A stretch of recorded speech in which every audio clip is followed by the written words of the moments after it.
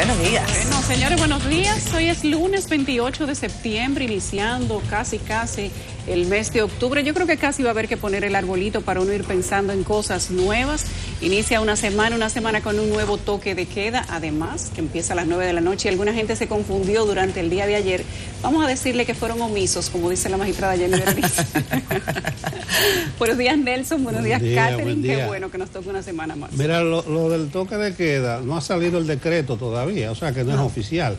Se supone que es a las 9 de la noche. Dice la consultoría jurídica que no lo ha publicado porque el decreto dice a partir de la fecha, o sea que tenía que ser publicado hoy.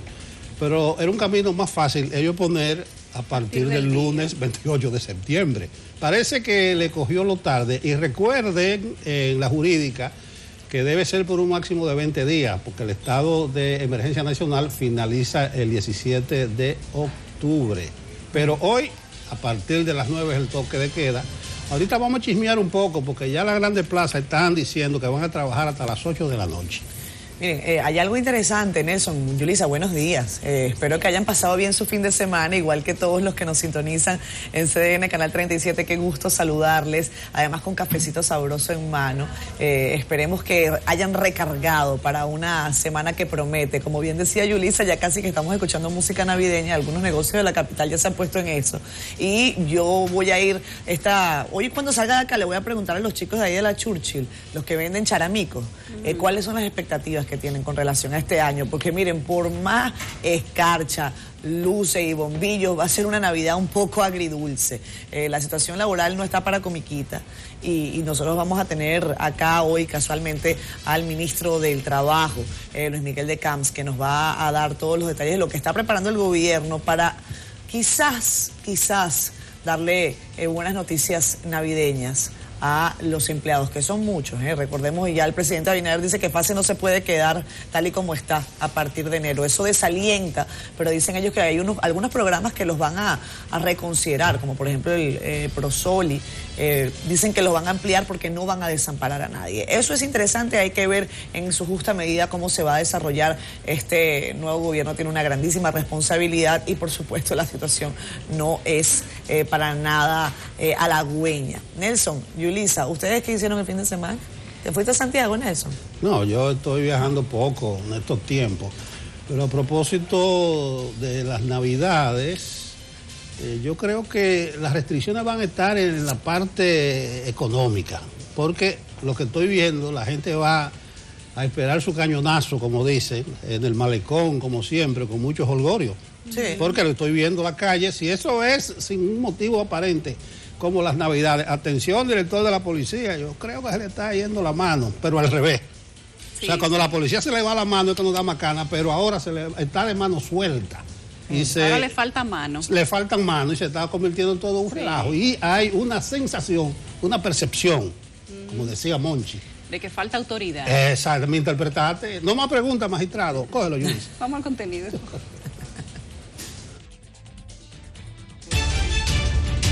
La corrupción gubernamental sigue siendo el tema. Esta vez le toca a Salud Pública, donde un funcionario cobraba miles de pesos por cada nombramiento. Cerrado el plazo de inscripción, comienzan las pugnas por los inscritos y los independientes. El PLD ya exige la integración de un pleno de consenso en la Junta Central Electoral. Opiniones divididas en torno a los resultados del cambio en el toque de queda que inicia a partir de este lunes a las 9 de la noche. 429 nuevos contagios y 2 muertes, según el reporte de Salud Pública de este domingo. Este lunes en Despierta con CDN conversamos con el ministro de Trabajo, Luis Miguel de Camps. A nosotros nos encanta presentar a nuestro querido compañero Francisco Medrano, alias Camañito. Francisquito, mi amor, ¿cómo estás? Buenos días, ¿cómo están las portadas del país? Hola, buenos días, feliz inicio de semana para todo el equipo de Despierta con CDN. Bueno, un placer presentar las informaciones de los principales periódicos que circulan en la República Dominicana. Vamos a iniciar con el periódico El Caribe, que destaca en su titular principal que la selección de miembros de la Junta Central Electoral entra en etapa crucial.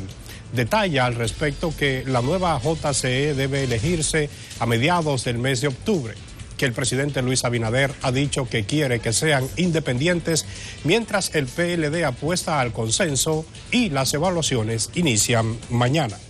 Pasamos a mirar la fotografía principal en la portada del Caribe, que corresponde a la visita del presidente Luis Abinader a San Pedro de Macorís, y el título dice que Abinader evalúa mejorar el puerto. Este puerto está ubicado en la desembocadura del río Iguamo y además presenta un deterioro significativo en su estructura. La segunda fotografía fue captada por Dani Polanco y el título refiere a que la Policía Nacional impide protesta de dueños de carros Honda Civic. La manifestación iba a realizarse en el malecón de la capital y fue organizada por el club Honda Remix. Ellos denuncian que son acosados por los agentes policiales.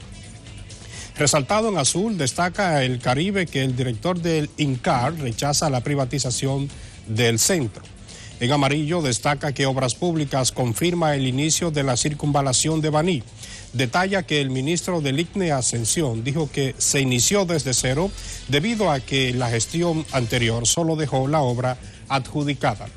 En perspectiva, el Caribe presenta un análisis que lleva por título que Danilo libra lucha por mantener el liderazgo del PLD. Otro análisis que presenta la portada del impreso de esta casa se titula de la siguiente manera: el gobierno ha tenido alguna tregua política, hace esta interrogante. Mientras que en otro llamado apunta a las declaraciones del rector de Loyola, que dice que esa institución fomenta la disciplina en los alumnos. Vamos ahora a revisar la portada del Listín Diario, que destaca en su portada el siguiente titular. Describen como ópera, peaje en salud pública. Este titular se refiere a la denuncia de que en ese ministerio funcionaba una vieja estructura mafiosa que cobraba o cobra coimas y que van desde 10 a 50 mil pesos por nombramientos. La fotografía principal en la portada de este medio corresponde a una protesta en Mao y su titular dice: Maeños rechazan la presencia ilegal de haitianos. Una movilización destacada luego del asesinato del productor bananero y abogado Oberto Gómez Gil, de 61 años, supuestamente a manos de un haitiano. En la parte baja, el Listín Diario presenta que el turismo interno saca a la gente de su encierro. Otro llamado refiere que pagarán a quienes alojen a envejecientes. Y en la esquina inferior izquierda de la portada del Listín, este medio refiere que el estado de emergencia quedó desarmado. Mientras que ahora miramos la portada del Diario Libre, que en su titular principal presenta las declaraciones del presidente Abinader, que cita, entre comillas, el gobierno no va a abandonar a familias pobres. Sin embargo, detalla que el mandatario habría dicho que mantener el programa FASE no es posible, por lo que se trabaja en otro tipo de compensación. La foto de portada de Diario Libre corresponde al torneo PGA que se realizó en Punta Cana y su título afirma que el golf dominicano se internacionaliza. El título intermediario de la portada de este impreso recuerda que a partir de hoy lunes el toque de queda será desde las 9 de la noche. En el colgante izquierdo, Diario Libre destaca que Monseñor Agripino renuncia como presidente de la Fundación Madre y Maestra. En la parte alta y resaltada en rojo, la noticia deportiva de Diario Libre apunta a que nuestro Juan Soto es el campeón de bateo más joven de la Liga Nacional. El jardinero izquierdo dominicano terminó con un promedio de 3.5 de bateo. Pasamos a ver el periódico El Día, que en su portada principal de hoy destaca como titular principal: los partidos buscan repartirse los independientes. Esto en torno a la selección de los candidatos a formar parte de la Junta Central Electoral. En la esquina inferior derecha de la portada del Día vemos el sumario que recoge dos informaciones. La primera: Abinader estima que la deuda será el gran reto. La segunda dice que el confinamiento reduce al 77% la criminalidad, mientras que en la esquina superior derecha El Día recuerda que el toque de queda desde las 9 de la noche se mantendrán según los resultados. Vamos a visualizar algunas de las principales actividades en agenda para el día de hoy. A las 9 de la mañana, el juzgado de primera instrucción de la Ciudad Nueva inicia el caso sobre la defraudación tributaria en contra del Estado. A las 9:30, firma de convenio entre el Ministerio de Educación Superior y el Colegio Médico Dominicano en la sede del CMD. A las 9:30 también hay una rueda de prensa de comunitarios en el sector Los Tres Brazos, esto es en el Club de los Billeteros. A las 10 de la mañana, rueda de prensa del Patronato Nacional de Ganaderos en el Salón de Eventos del Patronato, esto es en la Ciudad Ganadera. A las 11 de la mañana, el administrador de Punta Catalina explica situación de la planta, esto será en la sede de la CDE. Estas son las principales informaciones publicadas en la portada de nuestros periódicos de circulación nacional y algunas de las actividades más importantes en agenda para el día de hoy. Retorno con ustedes. Gracias, Francisco. Que tengas un excelente día y feliz inicio de semana, amigo.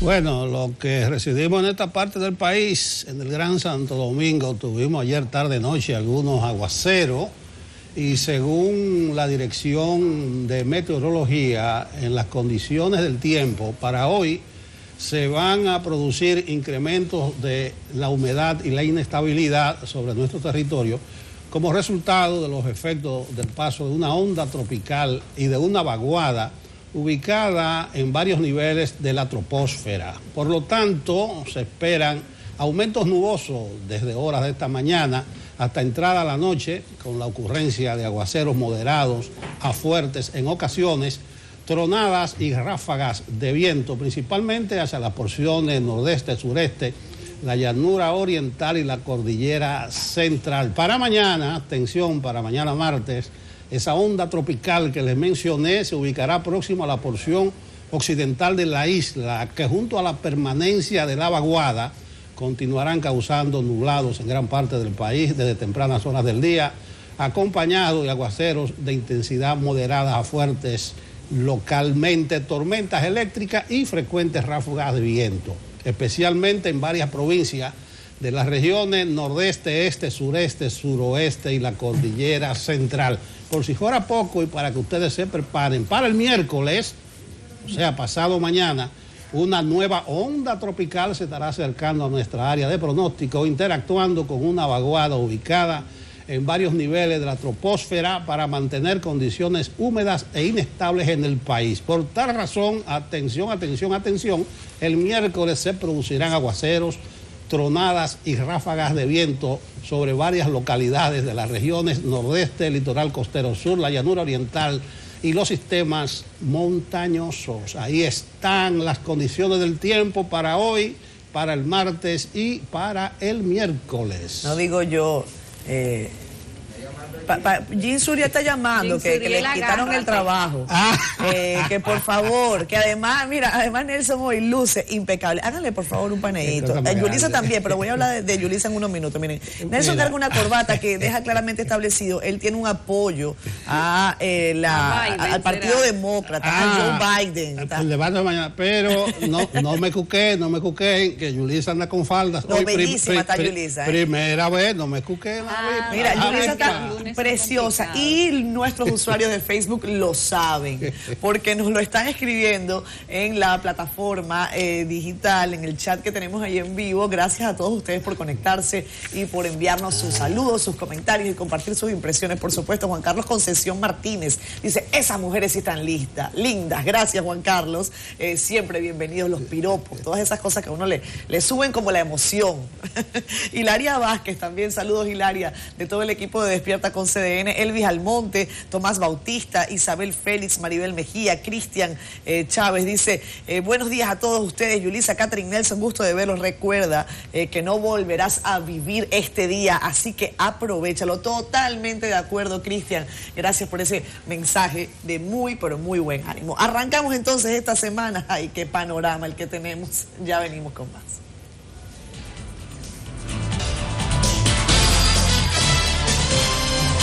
Estamos en Despierta con CDN de vuelta nuevamente y hoy tenemos que iniciar la semana pues hablando de corrupción. Qué cosa tan rara, ¿verdad que sí? Bueno, pues una fuente ha revelado a CDN que el funcionario de salud pública suspendido podría ser el director de recursos humanos recién nombrado en ese ministerio y se trataría del doctor Mateo Familia, quien estaría siendo investigado por ese ministerio, por la Dirección de Ética e Integridad Gubernamental, por alegadamente estar cobrando por conseguir empleos con el presente gobierno. Se había informado que la Dirección de Ética que dirige Milagros Ortiz Bosch y el ministro de Salud Plutarco Arias estarían ofreciendo detalles de la referida suspensión este lunes y que investigarían la denuncia de oficio. CDN también supo que el doctor ya fue desvinculado de Salud Pública, algo que llama mucho la atención porque se hablaba de una estructura mafiosa que funcionaba desde el año 2006, oigan aquello, donde para conseguir un cargo, no importa si el ministro firmaba o no, para hacer efectivo un nombramiento tenían que pagar desde 10,000 hasta 50,000 pesos. Incluso si no podían pagarlo avanzado, antes de recibir el papel de la designación, entonces tenían que pagar con el primer sueldo. Una estructura que lleva años y decía el doctor Monegro que probablemente, y él no duda, que los que llegaron encontraron la estructura que tiene muchos años y se engancharan ahí mismo. Sabrá Dios en cuántas otras instituciones funciona de la misma manera. Lo que todo el mundo se pregunta en este momento, evidentemente tendrá que seguirse un proceso de investigación para determinar si esta persona está o no vinculada a este tipo de despropósito. Y yo soy de las que parto de la idea de que si hay una falla de esta índole en el sistema desde el año 2006, se investigue a una y cada una de las personas que tenía un cargo similar. Porque no es verdad que nada más, en todo caso de que sea esta persona, que yo no voy a decir su nombre atendiendo a que él tiene un principio de inocencia hasta que se demuestre lo contrario, es el único que se habría montado en ese tren de corrupción. Hay que decir, eso sí, que mucha gente se pregunta si eso nada más pasaba en salud pública o si eso pasa en todas las instituciones del Estado. Y por eso muchos dicen, yo no quiero ser ministro, yo no quiero ser presidente, yo quiero ser amigo del ministro o amigo del presidente. Ojalá se pueda desmontar ese tipo de situaciones tan fraudulentas y que dejan tanto que desear. Nelson, cuéntame. No me gustó cómo comenzó ese asunto de salud pública. ¿Por qué? Porque eso despierta con un tuit del ministro. Dice que recibió denuncia de que un empleado estaba involucrado en actos de corrupción, inmediatamente fue suspendido del cargo. Y termina el ministro, no toleraremos ese tipo de comportamiento. Ya él está tipificando que es corrupción y que se acabó. Pero ojo, que el ministro habla de suspensión, pero en un comunicado de la Dirección de Ética dice, después de confirmar la cancelación de un funcionario del Ministerio de Salud, hay dos cosas distintas. Si es suspensión, si usted va a la ley de función pública, eso es una falta grave del primer nivel. Ahora, si estamos hablando de cancelación, es una falta grave de tercer nivel, pero con todo, primero, segundo, tercer nivel, debe y está establecido un proceso. Usted no puede liquidar a un funcionario, catalogarlo de corrupto, cancelarlo y después investigar. Incluso me quedé sorprendido que dice el ministro de Salud en el listín diario de hoy, que el origen de esto está en que el pasado martes una persona se le acercó en un pasillo y le dijo, mire ministro, está ocurriendo esto. Y él inmediatamente procedió. Miren cómo están las cosas.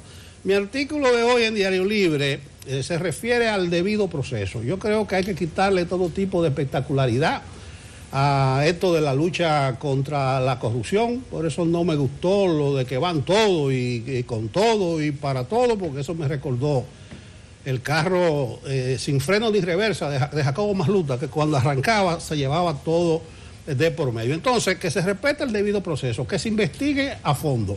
Y con más razón, si se dice, como denuncia Nelson Rodríguez Monegro, de que es una estructura mafiosa instalada desde hace años. Entonces, hay que irse a fondo en este asunto. Pero por favor, quitemos espectacularidad, respetemos el debido proceso, porque esa persona ya está condenada hace rato, comenzando por el ministro, que dijo que es un caso de corrupción y que él no lo va a tolerar, y por eso lo suspendió, aunque la Dirección de Ética lo canceló. Probablemente ya esté cancelado, pero sea suspensión o cancelación, eso está un proceso establecido, artículo 85, 86, 87 de la Ley de Función Pública, que protege los derechos de la persona acusada, que debe defenderse. Mira, entonces, no me gustó eso, principalmente por la espectacularidad. Como esa rimbombancia que le dieron. Sí, exactamente. Con calma, señores, con paciencia. A mí no me gustan los picos estos anticorrupción porque son frustratorios. Pero la diferencia está en que el presidente... Porque sube mucho la expectativa y después uno se queda con las ganas. No, porque el presidente Abinader ha demostrado voluntad política, es lo que él ha dicho, y lo repite una y otra vez. Entonces, ojalá que la espectacularidad, la prisa, los protagonismos no dañen un proceso que puede ser, marcar la diferencia de lo que han sido estos eventos anticorrupción. Sí, puede ser un antes y un después. Yo coincido con que debe haber responsabilidad y debe perseguirse efectivamente cualquier caso de corrupción, aunque en este particular pareciera, Nelson, tal y como lo han reseñado algunos medios de comunicación, que el ministro de Salud Pública habría actuado por aquello del rumor público. Él lo dice, que el martes se le acercó una gente en un pasillo, tan temprano como el martes. Un rumor. Entonces, bueno, habría que revisar esa investigación. De cualquier manera hay ruido en el Ministerio de Salud Pública. Había ruido desde el inicio del gobierno, porque evidentemente el Ministerio de Salud Pública, esta cartera está permanentemente expuesta. Recordemos que estamos en medio de una pandemia y ahora entonces también surge este proceso. Vean lo que ocurrió ayer. Esta comunicación, esta carta de Olivo de León, quien era hasta ayer, según esta comunicación, el director de prensa o director de comunicación.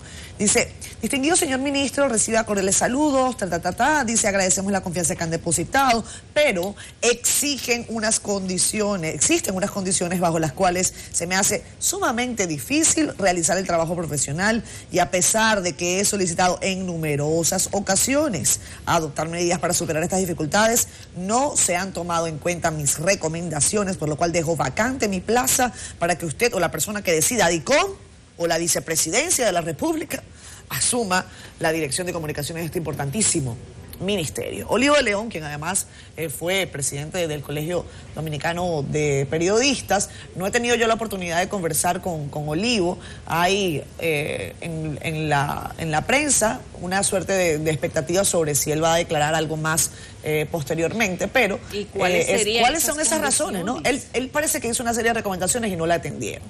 Y él dice que decida DICOM, que decida la vicepresidenta. Recordemos, la vicepresidenta de la República está al frente de la gestión en materia sanitaria por el tema del COVID-19. Así que yo no estoy 100% convencida si esta comunicación de Olivo de León está sujeta al caso de corrupción o a lo que viene ocurriendo con relación a la pandemia. Hemos comentado acá en Despierta con CDN, desde que prácticamente iniciamos el programa, que el Ministerio de Salud Pública debe tener un rol más interactivo con los medios de comunicación, porque la falta de datos en una situación tan crítica como la que estamos viviendo con relación a la pandemia podría degenerar en situaciones de perfecta irresponsabilidad, como lo que se observa a menudo en las distintas calles y avenidas de la República Dominicana, sin contar ahora lo que está pasando en los hoteles. ¿Por qué? Porque la gente se relaja ante la falta de datos. La gente se relaja cuando usted le dice que son 2 muertos, ¿no? Que en las últimas 24 horas, cuando hay un reporte que habla de más de 10 en la última semana. Entonces, esos datos, esas imprecisiones podrían alterar algo muy importante, que es la actuación de la ciudadanía en una situación pero tan dramática como la del COVID-19. Mira, antes de desmenuzar algo del COVID-19, en lo de Olivo de León Carpio, ojalá que explique más detalles. Parece que él no se sentía cómodo, un profesional de la materia, que pedía esto, pedía lo otro y nunca se le complació y se fue. Yo creo que si se refiere a ese aspecto y no a otra cosa, Olivo adopta una actitud digna, así que se actúa, usted se va. Yo creo, y ya que él menciona a DICOM, que hay problemas de comunicación. Y yo tengo una foto por ahí, si me la ponen, que está en portada del periódico Hoy, del pasado sábado. Los periodistas que cubren la fuente del Palacio Nacional, en el suelo, en una escalera, porque no tienen dónde sentarse, no tienen ningún tipo de atención, no tienen ningún tipo de comodidad. Mírenla ahí abajo, esa foto. No es que ellos están descansando, es que ellos se sientan en el suelo y cuando hay algún tipo de noticia o lo convocan, ellos... O sea que ya no tienen ni siquiera sala de prensa donde esperaban. No tienen antes. nada, pero... Ese solazo. No, pero ¿a qué voy? ¿Por qué lo conecto con lo de Olivo? Resulta que la directora de DICOM, Milagro Germán, sí, ella fue y habló con los periodistas y se solidarizó con ellos y le expresó preocupación y ella dijo que va a tratar de resolver eso. También García Archiva se reunió con los periodistas, vamos a ver cómo le resolvemos. O sea, los responsables, o sea, los culpables directos, están haciendo causa común con el malestar de los periodistas, pero son ellos que tienen que resolverlo. Entonces, que hagan como hizo Olivo, si se vayan de ahí, entonces. Si no le hacen caso, ni pueden ejercer dignamente sus funciones, que renuncien como hizo Olivo. Entonces, eso es penoso. Esa foto, eso es la historia. Eso viene antecedido del Palacio Privado. Ojo, y eso pasó también en el viaje a las terrenas, pasó también en Samaná, sí. Los periodistas se quejaron constantemente. Miren, y nosotros como periodistas no estamos pidiendo ningún privilegio, porque hay gente que dice, bueno, pero es que los periodistas exigen privilegio. No es privilegio. Tener que estar allí en Palacio Nacional 8, 10, 12 horas esperando información sin que haya agenda, es penoso porque es prácticamente una agresión al trabajo digno de estos colegas que se desempeñan allí pues para llevar información oportuna. Y yo creo que al gobierno le conviene además tener la posibilidad de expresar las informaciones de manera práctica, de manera objetiva, ¿no? Siempre quieren tener la prensa, pero entonces cuando la tienen la maltratan. Yo creo que el Palacio va a tener que ver, no es solidarizarse, no es decir que no sabían o que vamos a ver qué hacemos. Es resolverlo. Antes la prensa no tenía ese trato, al menos en el Palacio de la Presidencia, y no puede ser que el cambio haya traído un cambio de maltrato. El gobierno tiene una oportunidad de mejora enorme con el tema de la corrupción. Hay que hacer un saneamiento institución por institución. Lo que pasó y que se ha develado en salud pública es una práctica vieja.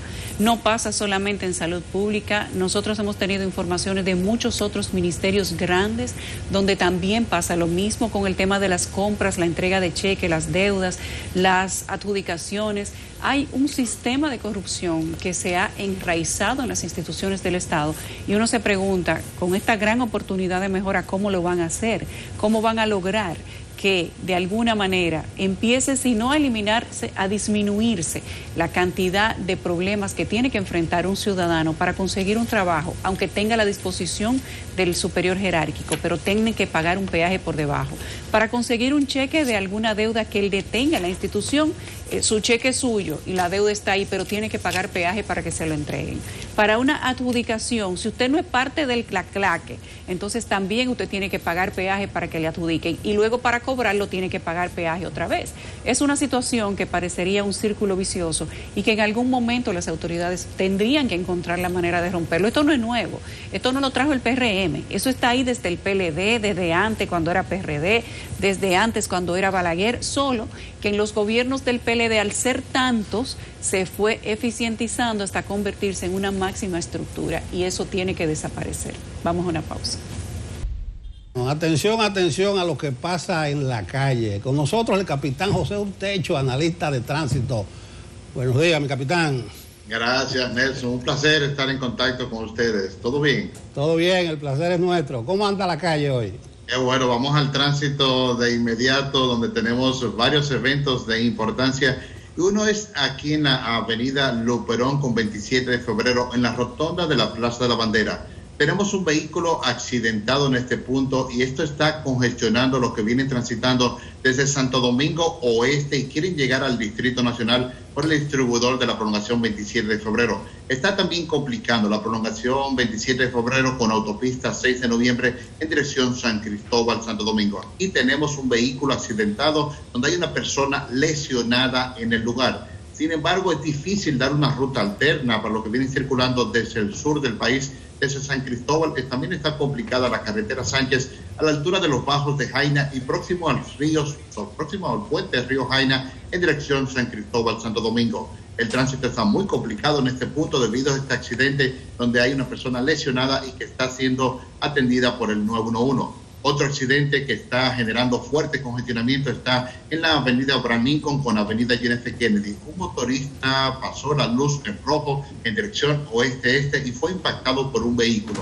El tránsito está muy complicado para los que vienen circulando desde la avenida Doctor de Filló y quieren llegar a la intersección de la avenida Abraham Lincoln con avenida John F. Kennedy en dirección desde la Núñez de Cáceres hacia la avenida Abraham Lincoln. El panorama cambia en la avenida Máximo Gómez, donde estamos viendo tránsito viable. Hace un momento estuvimos sobrevolando la ciudad y vimos este punto de la Máximo Gómez desde la Bolívar hasta la Independencia, donde el tránsito en este momento está fluyendo sin mayores inconvenientes.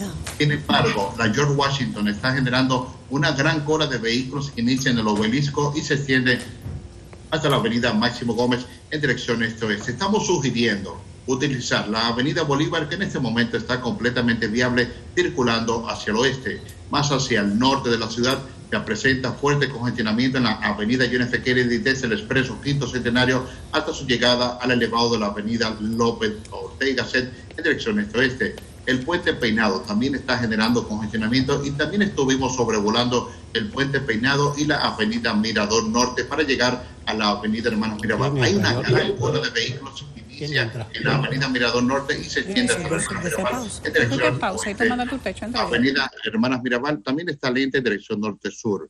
También más adelante, bueno, ahí pueden apreciar este gran congestionamiento que está circulando en la Hermanas Mirabal para llegar al puente Peinado. Se aprecia el contraflujo fluyendo un poco mejor. El contraflujo es lo que viene circulando norte-sur en los carriles prestados en dirección sur-norte. Ahí se ve un fuerte congestionamiento para subir al puente Peinado en dirección norte-sur. El puente de la 17 en este momento generando congestionamiento habitual, aunque un poco más temprano. Se vio afectado el contraflujo debido a un vehículo averiado en este punto dirección oeste-este. Hay un gran congestionamiento en la Avenida de las Américas que inicia en el Parque Duarte. Continúa todo el túnel de las Américas y este tapón llega hasta el elevado de la 27 de febrero. Estamos sugiriendo utilizar el puente flotante que en este momento está completamente fluido. Hoy presenta un tapón no usual, el puente Mella en dirección desde la zona oriental hacia el centro de la ciudad. Pueden ver un fuerte congestionamiento que inicia en la Villa Olímpica y se extiende hasta el puente Mella en dirección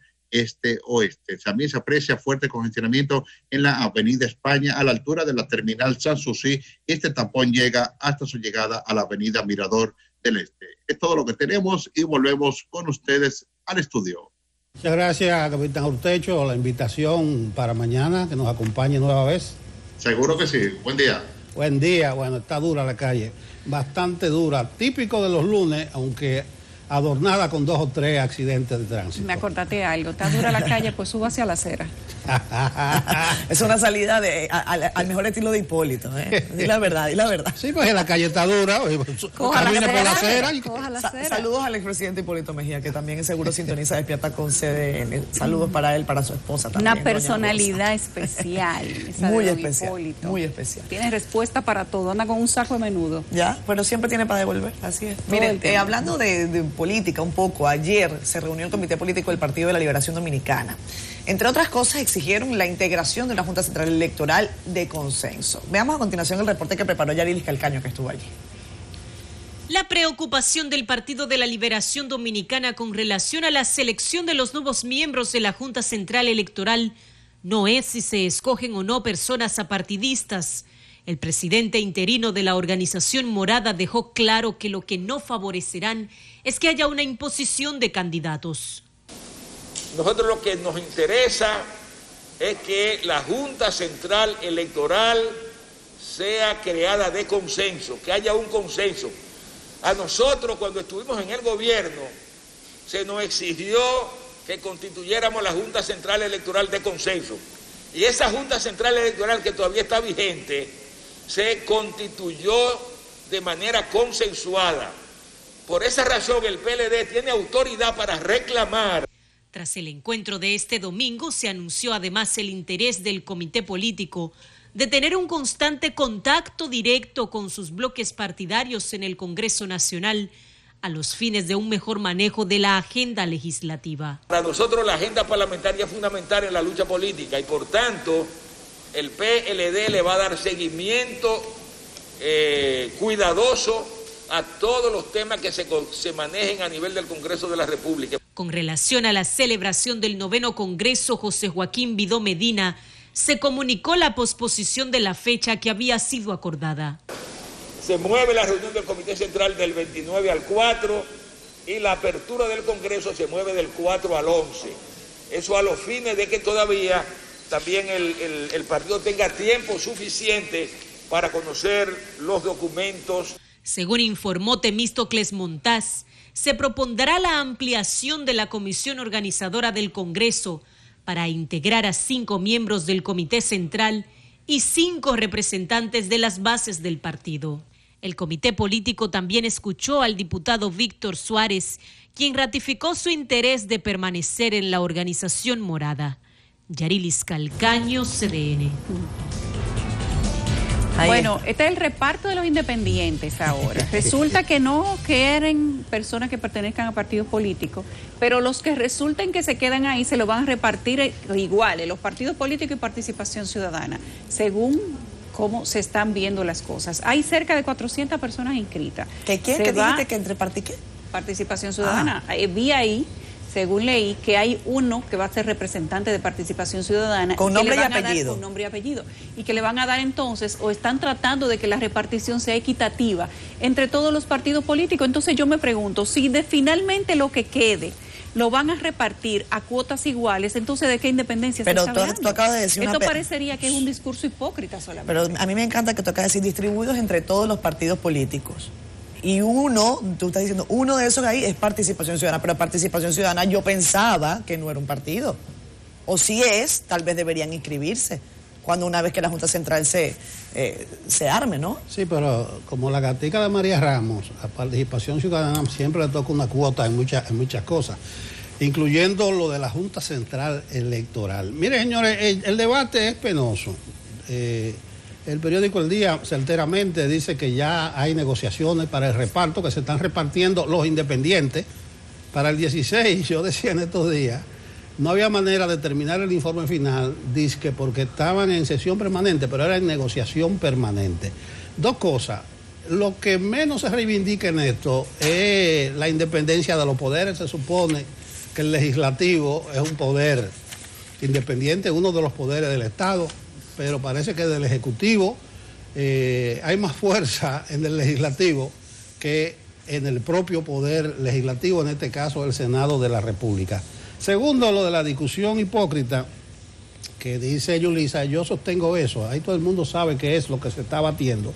Yo recomiendo la columna AM de Adriano Miguel Tejada hoy en Diario Libre, que él dice que la Junta Central Electoral es más que elecciones. Lo menos que hace la Junta en 4 años es organizar unas elecciones. Eso está en una franja mínima del 4º año. Usted dirá, bueno, las elecciones se preparan desde antes de 2 años. La Junta con el registro civil, esa es que determina incluso ahí hasta para dar la nacionalidad, y las actas de nacimiento a los que nacen, en los hospitales, todo ese tipo de cosas. Pero simplemente se piensa en función de elecciones. Eso a propósito de que se necesita un independiente, un apolítico.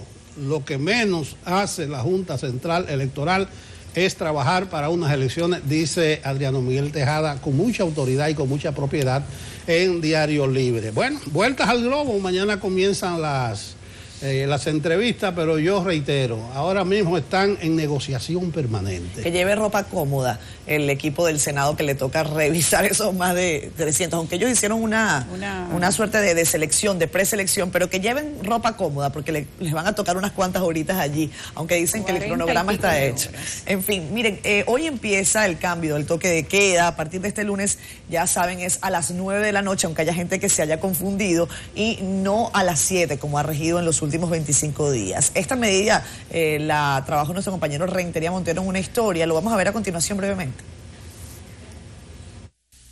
Mediante decreto, el presidente Luis Abinader recortó 2 horas a la medida restrictiva, por lo que el toque de queda iniciará a partir de las 9 de la noche hasta las 5 de la mañana, de lunes a viernes. Los fines de semana, es decir, sábado y domingo, el horario será de 7 de la noche a 5 de la madrugada. Son 2 horas que me sirven para aumentar mi crédito, mi dinero, mis ingresos. Ya la gente va a salir con más tiempo, quizás despache más rápido de los trabajos, lugar de trabajo y eso, y ya uno puede tener un desenvolvimiento mucho mejor. Parece muy bien porque estamos pasando lucha.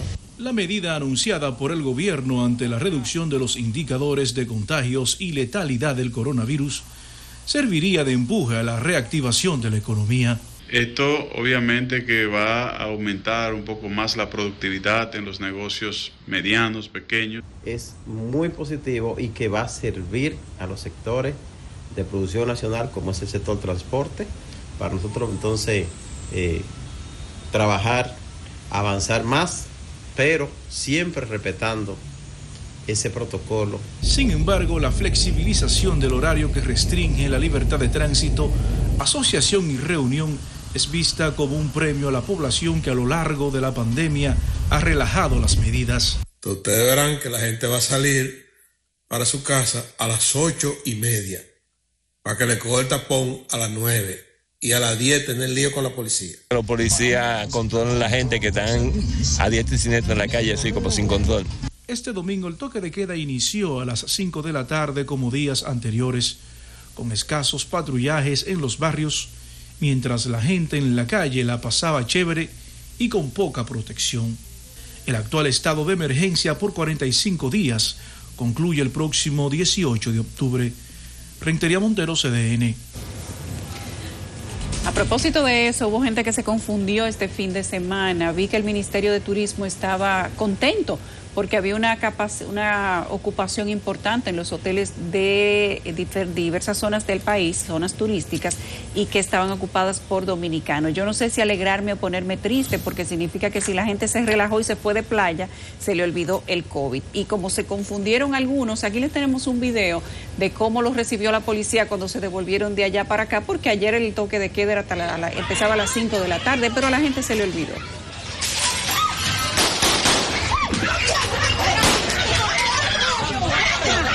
Ven para acá tú, ven. Deja de grabar. Espérate, que grabaron. Ay, Dios mío, me llama.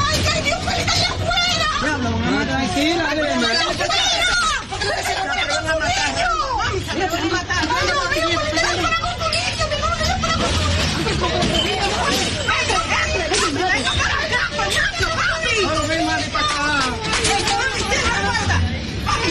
Tienen que tener, y vuelvo y lo repito, tienen que tener muy claro cuál va a ser la línea de comunicación que van a tener entre turismo y el toque de queda. No se le puede decir a la gente que le bajaron los precios de los hoteles para que se vayan los dominicanos y entonces decir que tenemos que estar en toque de queda porque están subiendo los contagios. Eso como que no sé cómo se marida, pero es muy importante que la gente sepa que se bajaron 2 horas, pero no se va a poder lograr la meta si la gente no se compromete y si no es responsable. Yo coincido con los expertos en la materia, con el colegio médico, con algunos epidemiólogos.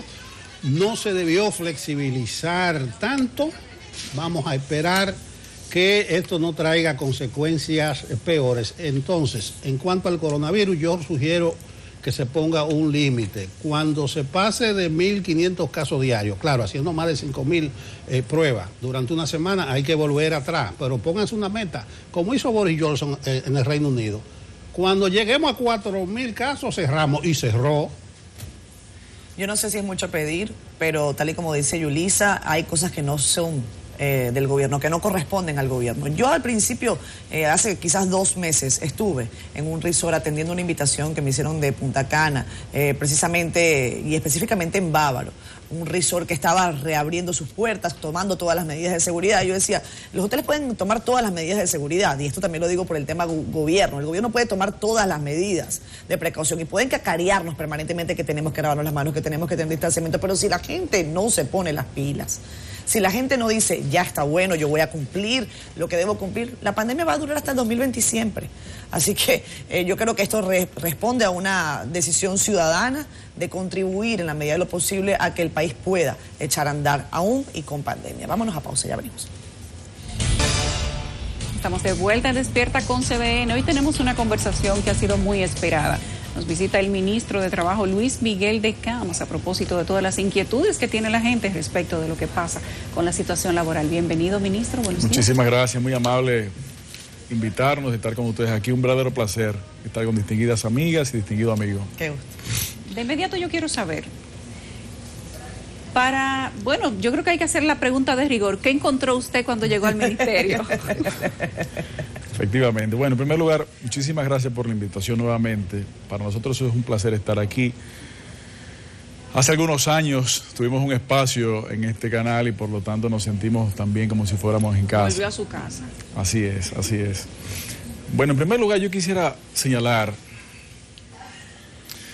que tenemos que mencionar algo que a veces pasa por desapercibido, y es que este gobierno que está comenzando entró en un estado de emergencia, entró en un estado de crisis sanitaria, entró en un estado de crisis de económica.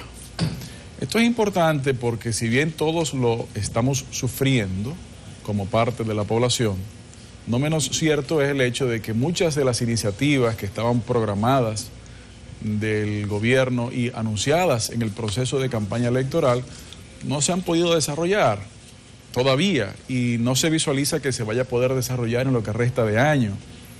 Eso yo creo que es importante mencionarlo, ya que necesitamos tener conciencia de que las realidades a veces se nos imponen. Con esa introducción, pues, atendiendo su pregunta, señalar que en el Ministerio de Trabajo es un ministerio que tiene un recorrido de transformaciones, y me explico. El Ministerio de Trabajo en su última versión, fundado conformado en la última versión en el año 1948, se llamaba la Secretaría de Estado de Trabajo, Economía y Comercio. Bajo esa estructura se entendía que el ministerio podía entonces, de manera efectiva, desarrollar políticas de empleo, fomentar la creación de empleos dignos y la formalización del empleo, porque tenía en sus haberes el derecho de producir la política económica, así como las regulaciones laborales y las relaciones comerciales. Al paso de los años, algunas de esas competencias fueron eliminadas y fueron asignadas a otros ministerios, Ministerio de Hacienda, Ministerio de Economía, Planificación, etc. En el año de 1992 se establece nuestro actual Código de Trabajo. Es un texto que tiene casi 3 décadas. Y dentro de ese contexto, pues tenemos que ver que el Ministerio de Trabajo tiene la responsabilidad principal de establecer políticas laborales que fomenten la creación de empleo, pero tiene que hacerlo de manera coordinada con otras instituciones, ya que las políticas regulatorias laborales tienen necesariamente que ir acompañadas del primer factor, que es el factor de políticas económicas y realidades económicas. En ese sentido, pues estamos conscientes de las dificultades que como país y como planeta todos los países del mundo se encuentran, y el reto que significaba antes de la pandemia el compromiso de crear en 4 años al menos 600,000 empleos formales, ahora con más razón aún. Entonces estamos trabajando en esa dirección en coordinación con las diferentes carteras del gobierno central para alinear las políticas en base a las realidades de lo que hemos visto sucedido y encontrado. Mira, ministro, hay muchas consideraciones de índole laboral sobre cuáles son los planes del gobierno. Bien, usted señalaba, hay mucho que no se ha podido hacer porque, bueno, el tema de la pandemia también retrasa todo. Pero el expresidente Danilo Medina es recordado por muchos por una suerte de discurso en la que él señalaba reiterativamente: no se puede vivir con 10,000 pesos. La gente no puede vivir con un salario de 10,000 pesos. Y eso a la gente le resultaba hasta necio, porque mientras el presidente lo decía, la gente lo seguía ganando y ganaba a veces hasta menos. ¿Cuál es la intención real del Ministerio de Trabajo, del gobierno del presidente Abinader, con relación al salario mínimo? Eso conforma un gran debate que incluye, por supuesto, a varios sectores de la sociedad, pero ¿cuál es la decisión del gobierno con relación al salario mínimo de los trabajadores? Mire, efectivamente ese es un tema que está planteado, según lo señala la ley, para ser revisado en el próximo año 2021. Hay que señalar que existen 14 salarios mínimos en la República Dominicana. Y eso demuestra que ha habido una suerte de utilización del factor de salario como parte de las políticas de los distintos gobiernos de fomentar, desarrollar, subsidiar diferentes sectores. Ya no solamente desde el punto de vista tributario, que algunos tienen tratamientos especiales, sino también desde este otro punto de vista, pero también viendo las realidades. La realidad es que como estamos en una situación de emergencia y de urgencia y de crisis, no solamente sanitaria, sino también económica, ese llamado a revisión que la ley nos ordena hacer el próximo año, tendremos que hacerlo, pero así como ciertamente los salarios mínimos debieran ser aumentados, igualmente tenemos que reconocer que no solamente el sector trabajador, sino también el sector empleador se encuentra en esas dificultades. Mire, el reto fundamental del Ministerio de Trabajo es la identificación de intereses a veces contrarios, pero públicamente declarados, los intereses principales económicos del sector empleador, así como los intereses económicos principales del sector trabajador, se encuentran declarados de que no siempre van en coincidencia. Afortunadamente son intereses públicos, son intereses declarados y sobre todo son intereses legítimos. Lo que nosotros sí hemos encontrado en estos, ni siquiera meses, todavía días, de haber tomado las responsabilidades, es que tanto con el sector trabajador como con el sector empleador hemos visto la disposición de llegar a entendimientos, la conciencia de que las realidades económicas producto de la pandemia no es sectorizada ni es alterna, es en la generalidad de los dominicanos y de la economía nacional. Por eso entendemos que si esa actitud prevalece y se continúa, y es nuestro deseo y trabajaremos por ello, el proceso de revisión propio de los salarios para el 2021 tendrá también que ser abordado con esa misma disposición. Porque, por un lado, si se pretende que no haya ningún movimiento o movimientos demasiado pocos, por decirlo de alguna manera, en el nivel salarial, pues estaría afectándose la mayoría de la población. Pero por otro lado, si el planteamiento de posibles aumentos fuera exorbitante, no solamente tomando la condición de la pandemia, sino en el comportamiento de la economía nacional en términos reales, pues también pudiera, lejos de lograrse mejores condiciones, pudiera también aumentarse el desempleo con la desaparición de los espacios de trabajo. En ese reto nosotros estamos claros que tenemos que asumirlo enteramente, frontalmente, y saber de que esos intereses, a veces antagónicos, pero legítimos, tenemos que buscar cómo maridarlos en base a esa situación de la realidad. Luis Miguel de Camps, así separado. Así es. Atuey, cuando tenía ocasión, insistía con los periodistas en eso. De Camps, con la D mayúscula, porque la tendencia es, como está allí en la pantalla, ponerlo junto de Camps. Efectivamente. Un placer tenerte por aquí. Igualmente, muy amable. Escuché el día pasado que todavía permanecen cerca de 800,000 trabajadores suspendidos. Eso me aterró porque estamos hablando entonces de cerca o poco más del 50% de los trabajadores formales del país. ¿Cuántos trabajadores suspendidos hay al día de hoy? Muy bien. Hay que hacer una salvedad. No son 800,000 los trabajadores suspendidos, ni 824 ni 797,000. No. Esa es la cantidad de personas que se encuentran en fase en los programas de Fondo de Asistencia Solidaria al Empleado. Y recordemos que este programa, inaugurado por la pasada gestión, ha sido continuado por la presente gestión y ha anunciado que continuará todo el año. Y este programa tiene dos versiones, la versión 1 y la versión 2, fase 1 y fase 2. En la versión 1 es en donde existe la suspensión. En la versión 2, fase 2, no existe la suspensión. Vamos a ver, la versión 2 lo que busca es fomentar al empleador, que el empleado se mantenga laborando y que pueda seguir el proceso de productividad de la empresa.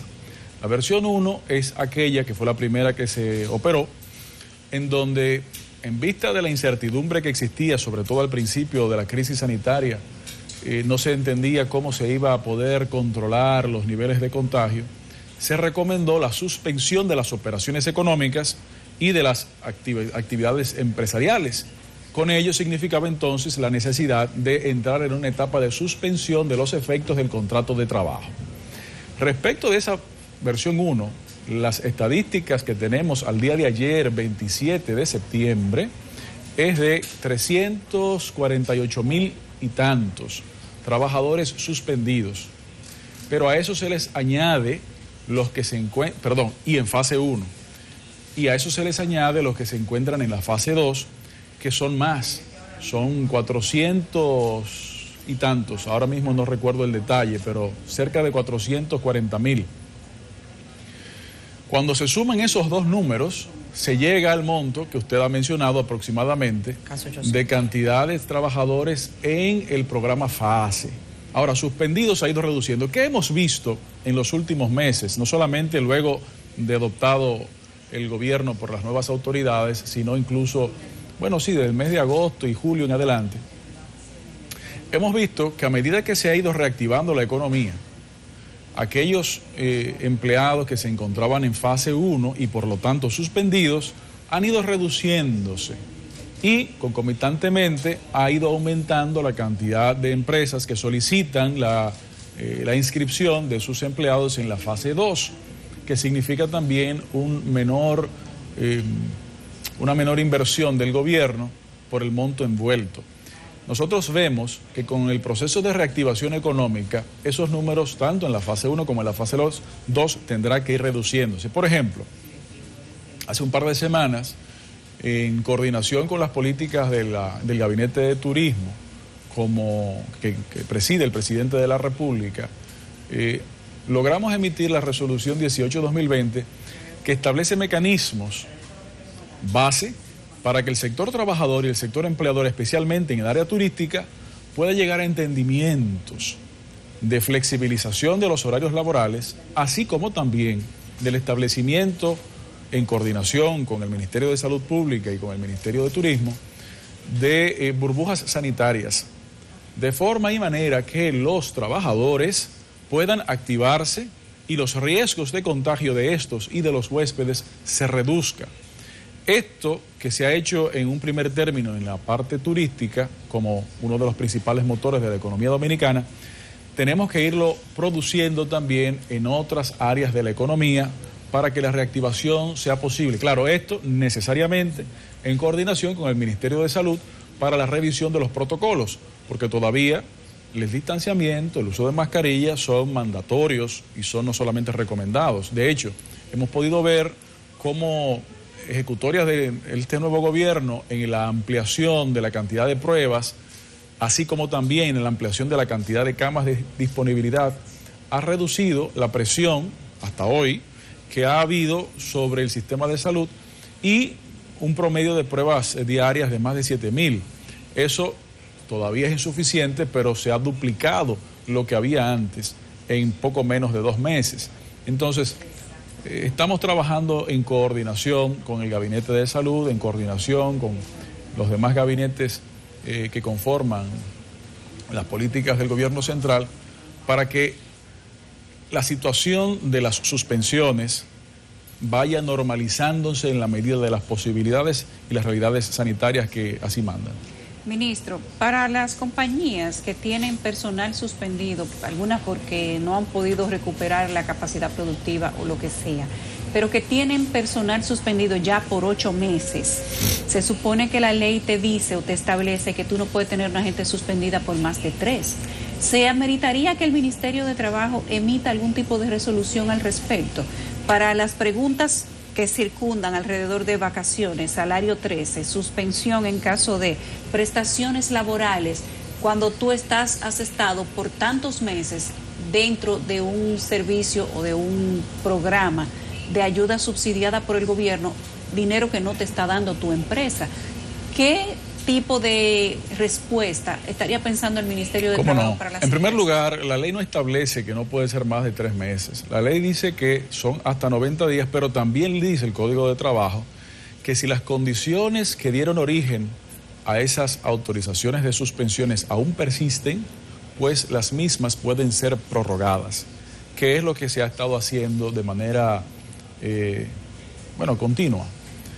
Sin embargo, como decía hace un momento, las solicitudes de suspensiones, así como las solicitudes de prórrogas de suspensiones, han ido reduciendo, porque una cosa va de la mano con la otra. Como usted bien señalaba, muchas empresas, tal vez todavía hoy, se encuentran imposibilitadas de desarrollar sus labores a plena capacidad, pero esas razones no necesariamente son, o de manera exclusiva son, el tema de salud directo, sino también por la cadena de demanda, la cadena de productos, que se está en un proceso de normalización. Nosotros entendemos que a medida que podamos ir reactivando la economía, esa presión vaya reduciendo. De hecho, ha habido una resolución de la Dirección General de Trabajo sobre el tema de las suspensiones.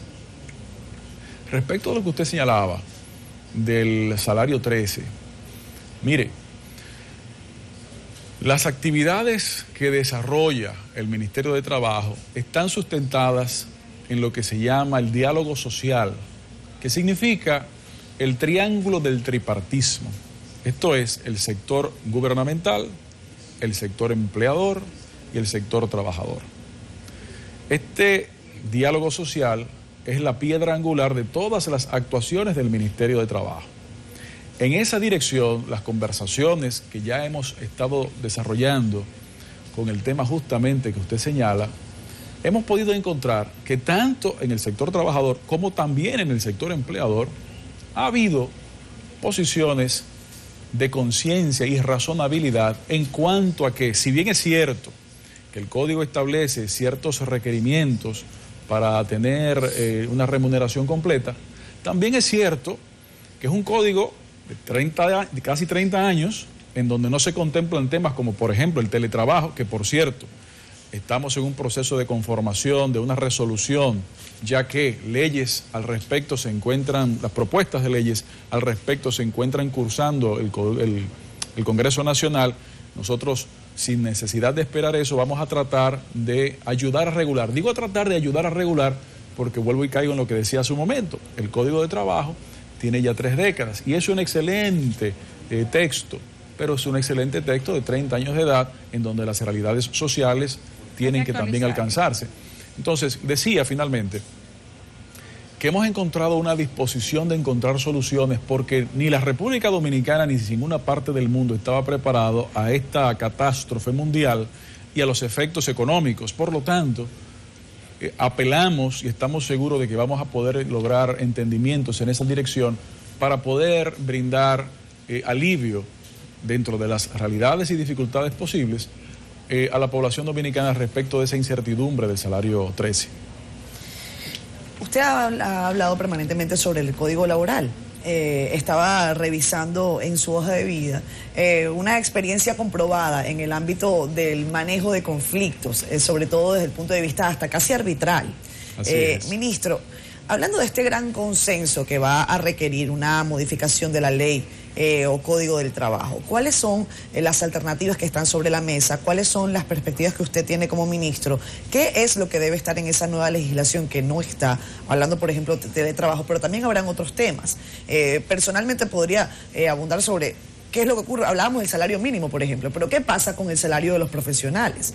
Se modifica el salario mínimo, pero los profesionales se quedan estancados. Entonces no hay una suerte de ascenso escalonado y sobre eso se habla mucho también. ¿Cuál es su perspectiva? ¿Cómo no? Bueno, aprovechando su pregunta, me voy a permitir conversarle sobre lo que nosotros entendemos es y debe ser una ola de transformaciones en el ámbito laboral y de seguridad social en la República Dominicana. Recordemos que el Ministerio de Trabajo, además de sus funciones propias de empleo, de supervisión y regulación del ámbito laboral, preside el Sistema Dominicano de la Seguridad Social en el Consejo Nacional de Seguridad Social, así como también del Instituto Dominicano de Prevención y Protección a los Riesgos Laborales, IDOPRIL, así como también preside el Consejo de Directores del Instituto Dominicano de Formación Técnico Profesional, Infotep. Entonces, con todas esas herramientas, bajo el mandato de las responsabilidades del Ministerio de Trabajo, hay que ver las cosas de manera justa. Y me explico. Una de las primeras, todas son importantes, pero una de las primeras que quisiéramos mencionar es la transformación del propio Ministerio de Trabajo. Cuando una persona se encuentra en estado de actividad y de producción en la sociedad organizada, pues asumamos que tiene un empleo formal. Por alguna razón, esa persona pierde el empleo formal y es allí en donde se detona la obligación del Estado de la protección, de esa red de protección social, que en algunos casos ha sido aumentada con mecanismos de asistencia condicionada. Luego de un periodo de tiempo, bueno, ese periodo de inactividad formal de empleo de esa persona, lo que tiene que fomentarse es obtener un empleo. no se debe fomentar mantener ese modo de vida per secula seculorum, porque no significa valor agregado a la producción económica y social de la República Dominicana. Bueno, asumamos que ese ejemplo, esa persona vuelve y adquiere otro empleo formal, fenómeno, y tiene sus ingresos. Actualmente, en ese escenario que estoy mencionando, bueno, y luego ya con la etapa de pensión, también sus ingresos por pensiones. En esa vida productiva del individuo está la parte del empleo y los salarios, está la parte de la protección social, está la parte de la reestructuración y empleabilidad para no solamente protección social, sino también desarrollo social del capital humano, y posteriormente también, luego de la edad marcada, pues el tema de pensiones. Todo eso actualmente no está bajo la coordinación del Ministerio de Trabajo. Una parte importante sí, pero no todo. Nosotros entendemos que la transformación del Ministerio de Trabajo tiene que producir un ministerio, ya no simplemente un Ministerio de Trabajo, sino un Ministerio de Economía, un Ministerio de Empleo, Protección, Desarrollo y Seguridad Social. Es decir, empleo, protección y seguridad social. Esto nos permitirá tener una coordinación. Ojo, no estamos planteando que se lleve todo esto desde el Ministerio de Trabajo, para que no haya confusiones, pero sí debe haber una coordinación de la utilización de los recursos públicos. Por ejemplo, uno de los problemas que mucha gente conoce y que está en todos los espacios de redes cuando se comenzó a tratar de aplicar FASE, fue el hecho de que personas que estaban teniendo ingresos por otros programas sociales se veían imposibilitados de acceder al programa FASE o viceversa. Y esto tomó un tiempo poderlo coordinar porque está desplegado en diferentes plataformas y diferentes bases de datos. No está centralizada la coordinación al menos. Igualmente, cuando usted como empresa emplea a una persona, debe de registrarlo en el Ministerio de Trabajo. Pero el código no obliga a que cuando hay una desvinculación, usted tenga en todos los casos que también notificarlo en el Código de Trabajo. Son debilidades del código. ¿Qué sucede? Que lo mismo no sucede cuando se refiere en el mismo empleado de la misma empresa respecto a la base de datos de la Tesorería de la Seguridad Social.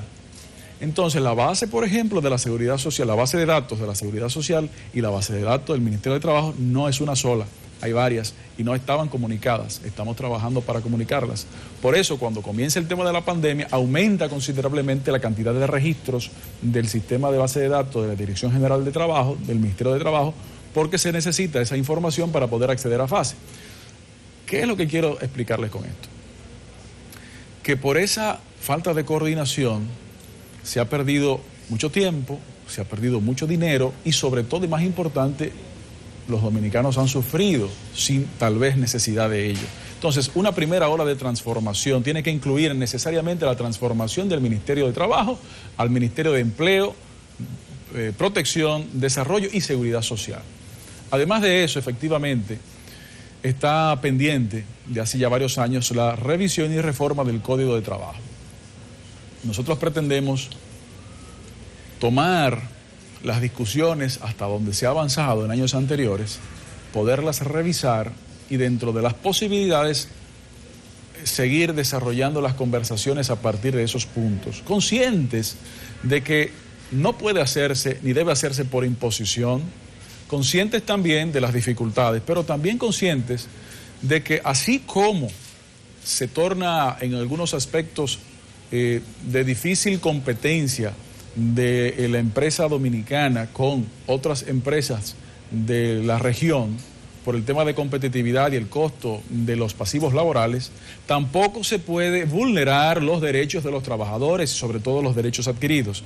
Tenemos que juntos encontrar un mecanismo de respeto a esos derechos, pero también de modificar en las medidas de lo posible al Código de Trabajo. Finalmente, en esa ola de transformaciones no puedo dejar de mencionar una transformación que también se hace necesaria y es la transformación del Sistema Dominicano de Seguridad Social sustentada en la Ley 8701 del 2001. Casi 20 años con esa ley, en donde la misma plantea una serie de acciones que todavía hoy, 20 años después, no se han podido desarrollar. Por ejemplo, La ley 8701 señala la creación de hace 20 años de un fondo del desempleo.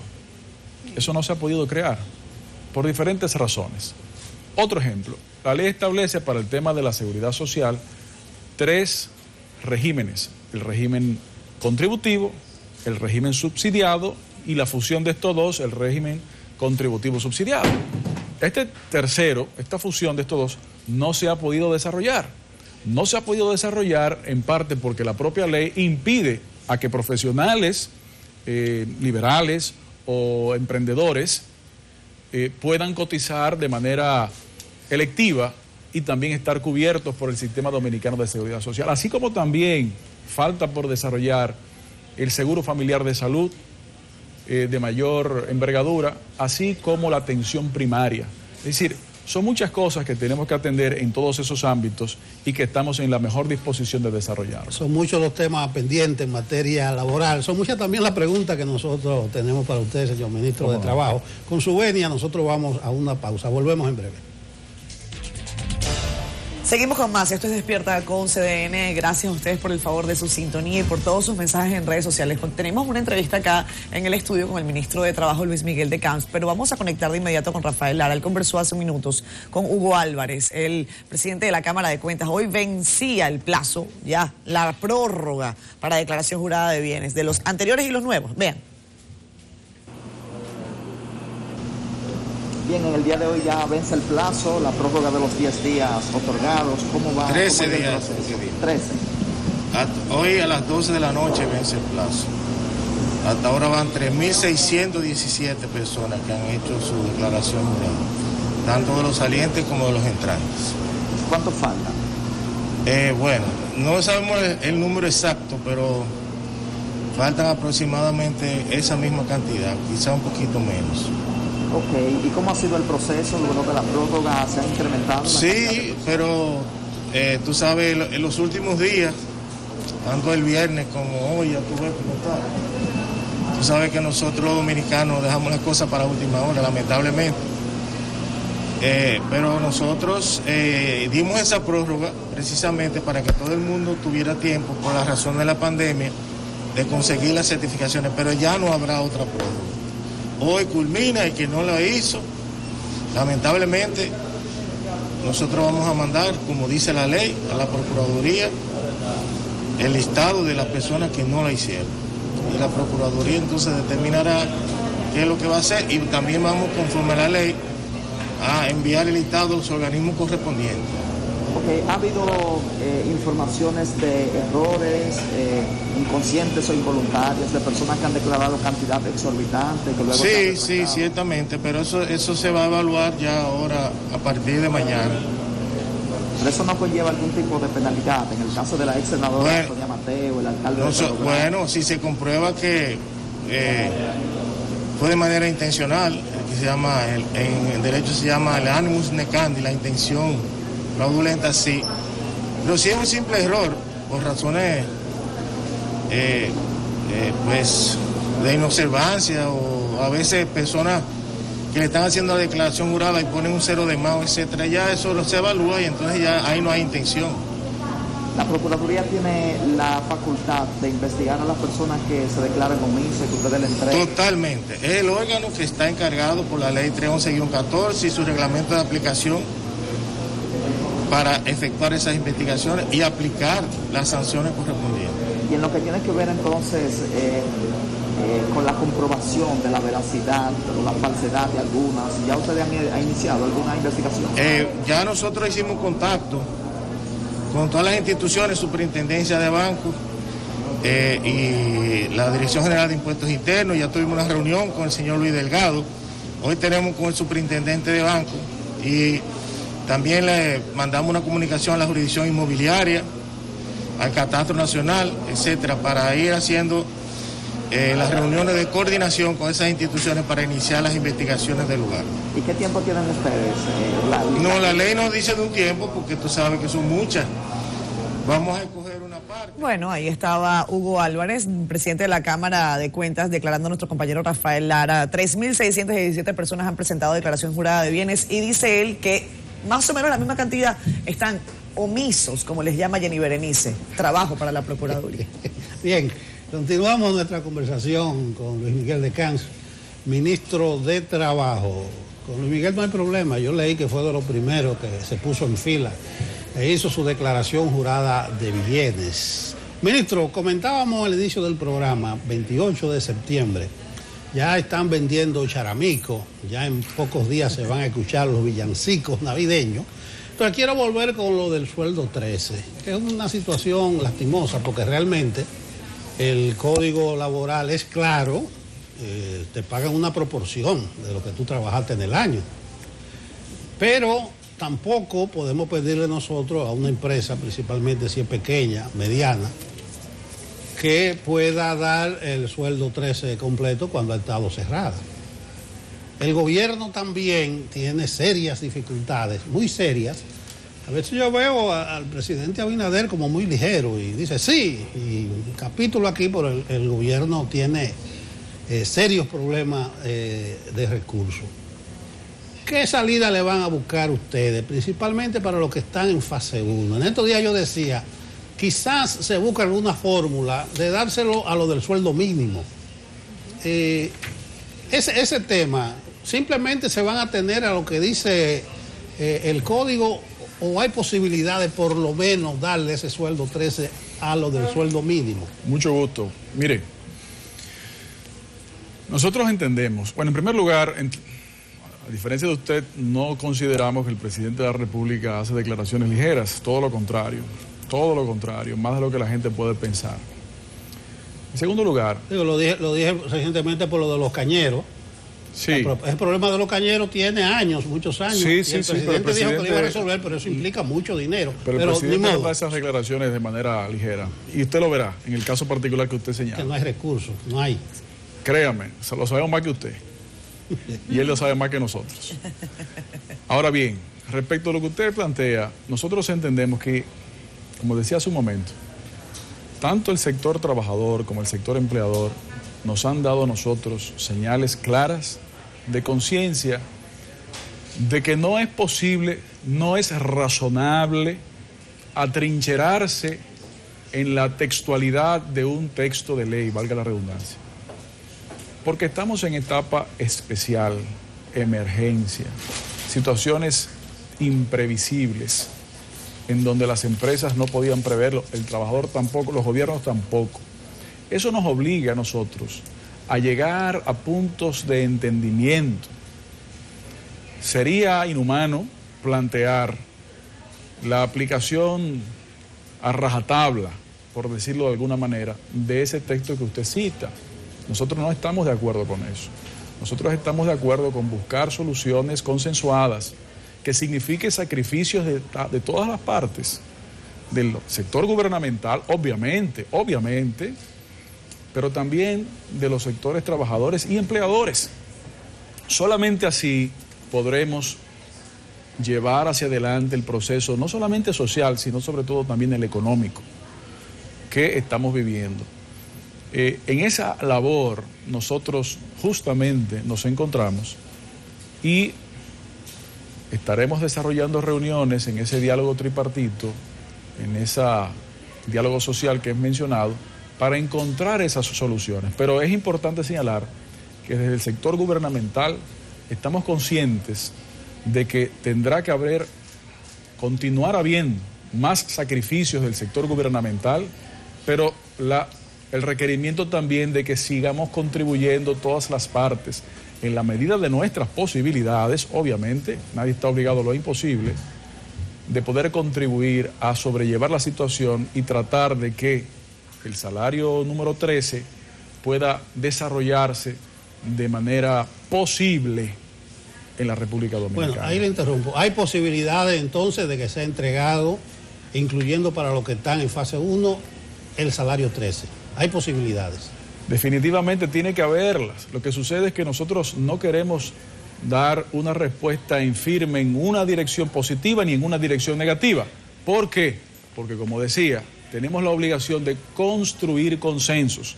Si nosotros, como parte que dirigimos el diálogo tripartito, nos casamos con una posición o con otra, pudiéramos desacreditarnos ante esa discusión. Y no es nuestra intención.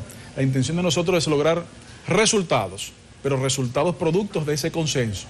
Y ya sí le he dicho que el sector gubernamental está claro en que tenemos que seguir sacrificándonos para lograr ese salario 3 en la medida de las posibilidades, tanto con el sacrificio del sector gubernamental como con el sacrificio de los demás sectores. Sí, porque lo que es la pequeña y la mediana empresa, olvídese, una empresa 3 meses cerrada no va a tener un chel en que caerse muerto. Pero no solamente eso, sino también los trabajadores suspendidos, los trabajadores que no han podido trabajar. Es decir, hay muchos problemas. Por ejemplo, mucha gente no se da cuenta o no se detiene a ver el detalle de que esa cantidad de miles de trabajadores suspendidos, cuando usted suspende los efectos del contrato de trabajo, suspende también las cotizaciones a la seguridad social, que es fundamental para mantener el dinero que le paga a los médicos y a los hospitales y clínicas la salud, no solamente de COVID, sino de todo.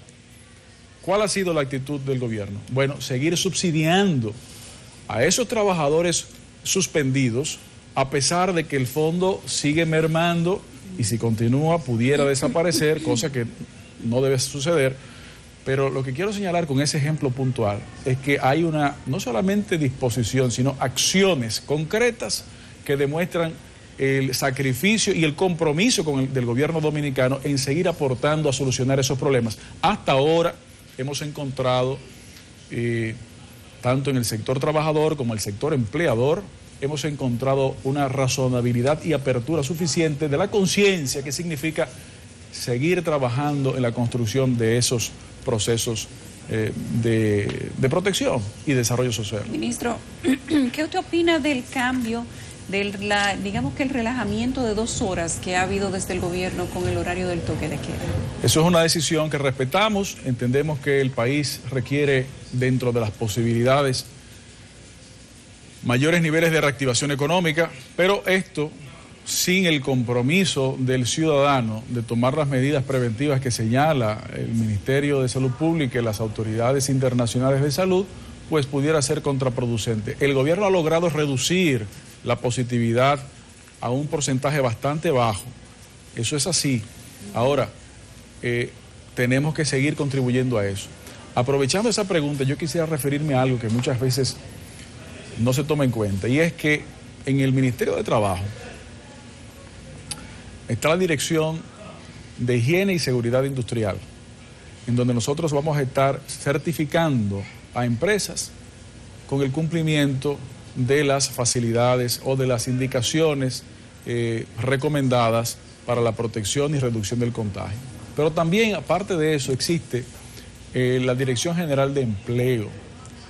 Una de nuestras metas en nuestra gestión es lograr relanzar lo que en su época fue la bolsa electrónica de trabajo, o de empleo, perdón, y convertirla en la bolsa digital de empleo, en donde la labor de intermediación del Ministerio de Trabajo pueda ser dada a conocer a toda la población y usted poder tener un acceso constante de manera virtual y digital, pero también en tiempo real. Para eso hemos iniciado conversaciones con el sector empleador para conocer cuáles son las realidades y necesidades del mercado en cuanto a recursos humanos. Por un lado, para dar las indicaciones necesarias a, por ejemplo, Infotep, así como otros ministerios, como el de Educación y el de Educación Superior, Ciencia y Tecnología, para la formación en el largo, mediano y corto plazo de capital humano dominicano, sobre todo, que signifique cubrir esas necesidades del mercado laboral, así como también la identificación en el mercado laboral informal. Para eso estamos formando esa gran red de identificación de empleo que, junto con la utilización de las tecnologías de la información, inteligencia artificial y otros, pretendemos tener eso en los próximos meses disponibles. Igualmente, informarles que de los casi 18 certificados que emite el Ministerio de Trabajo, estamos trabajando para que se pueda solicitar y posteriormente obtener de manera digital, sin tener el ciudadano la obligación de apersonarse, pudiéndolo solicitar virtualmente y posteriormente también a través de firmas digitales tenerlo de manera original, de forma digital también. Todo eso a propósito de lo que muchos entendían hace algunos meses, que sería imposible realizar cambios y transformaciones digitales en corto plazo. Bueno, si algo nos ha enseñado esta gran crisis, es que sí es posible adaptarse rápidamente a las tecnologías y eficientizar la labor. Esto que he mencionado en esta última parte va acorde con la misión de facilitar los procesos y fomentar la creación de empleos, así como la formalización de estos, porque al final de cuentas la formalización, entre otros factores, no solamente le significa al gobierno y al Estado impuestos, sino también al ciudadano acceso a crédito, la bancarización y la posibilidad de mejorar materialmente sus condiciones de vida. Ministro Luis Miguel de Camps, ministro de Trabajo, gracias por habernos acompañado acá en Despierta con CDN. Para nosotros ha sido más que un gusto. Gracias a Muchas ustedes. Preguntas todavía sobre la mesa, pero bueno, tendremos tiempo seguramente. Muchas gracias. Y agilicen la resolución del teletrabajo, que ahí hay mucha dificultad de práctica. Así es. Resolución que quisiéramos ir más allá, pero que el código no nos lo permite. Bueno, gracias, ministro, y nosotros vamos a la pausa. Vamos de inmediato al aspecto laboral.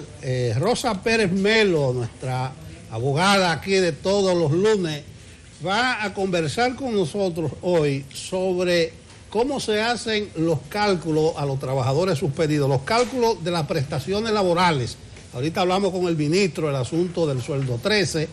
¿Cómo se hacen esos cálculos? Los buenos días a Rosa Pérez Melo. ¿Cómo está, Rosa? Buenos días, don Nelson.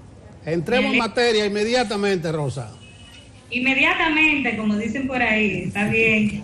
Pues bien, hablamos de que mucha gente, muchos trabajadores, están preocupados por cómo se calculan sus prestaciones laborales en caso de desahucio. Sí. Si me va a despedir la empresa, ¿me van a entregar mis prestaciones completas?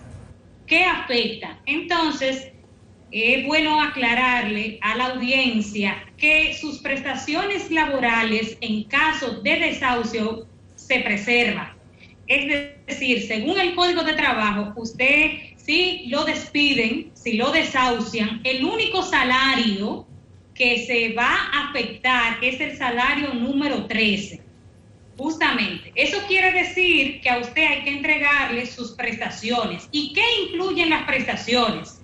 Incluye que hay que pagarle a usted su preaviso, su cesantía, sus vacaciones, si la empresa no se lo dio, pero en principio hubo una resolución en la cual el expresidente de la República, Danilo Medina, instaba a las empresas a darle las vacaciones a aquellos colaboradores que le correspondía, y a aquellos que no la tenían todavía, si no les tocaba, que les avanzara una semana de vacaciones. Entonces, si a usted les corresponde, no le dieron las vacaciones en virtud de esa resolución que emitió el expresidente Danilo Medina, pues entonces también a usted le corresponde sus vacaciones.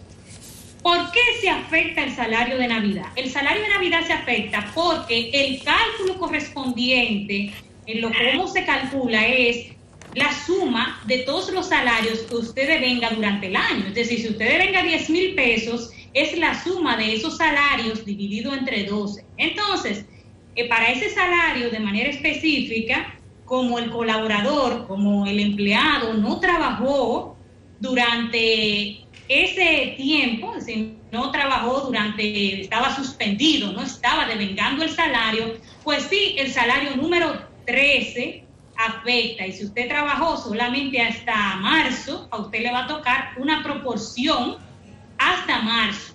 Es decir, esos 3 meses se le calcularían y usted tendría una proporción de ese salario de Navidad. No le tocaría un doble sueldo, como en situaciones normales que usted haya trabajado el año completo.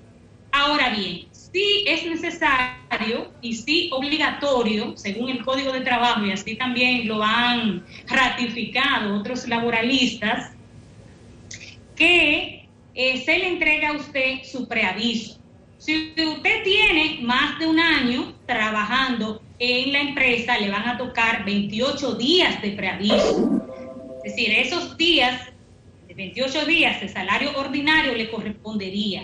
Si usted tiene menos de un año, le van a tocar 14 días de preaviso en la empresa, pero menos de un año sin llegar a los 3 meses. Igualmente, la cesantía, que es lo que más es perseguido por el colaborador, lo más atractivo de las prestaciones laborales son las cesantías, suelen ser cuantiosas.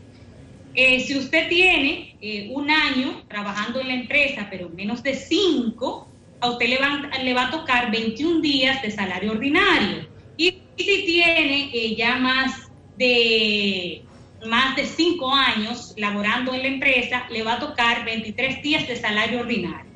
Todos estos cálculos en cuanto a la cesantía se hacen tomando en cuenta el artículo 80 del Código de Trabajo Dominicano. Artículo 80 y siguiente están ahí claramente establecidos las reglas para calcular la cesantía.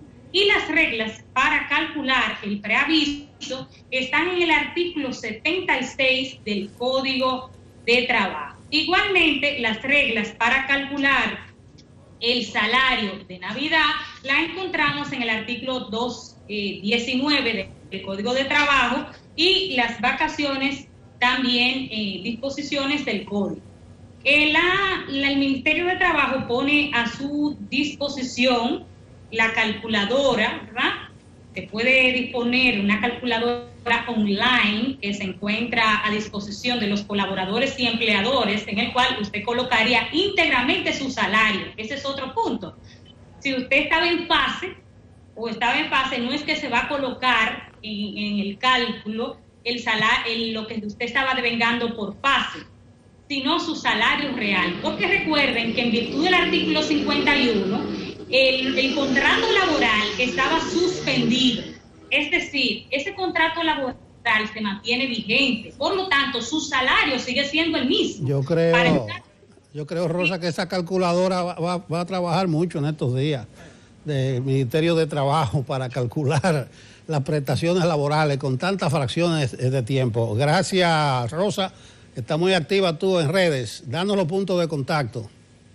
Sí, pueden llamarnos al 809-222-5811, 809-222-5811, o a través de nuestras redes sociales, @RosaPérezMelo. Es un placer servirles y estar con ustedes, haber estado con ustedes la mañana de hoy. Bueno, muchas gracias, Rosa, y nosotros acabamos por el día de hoy.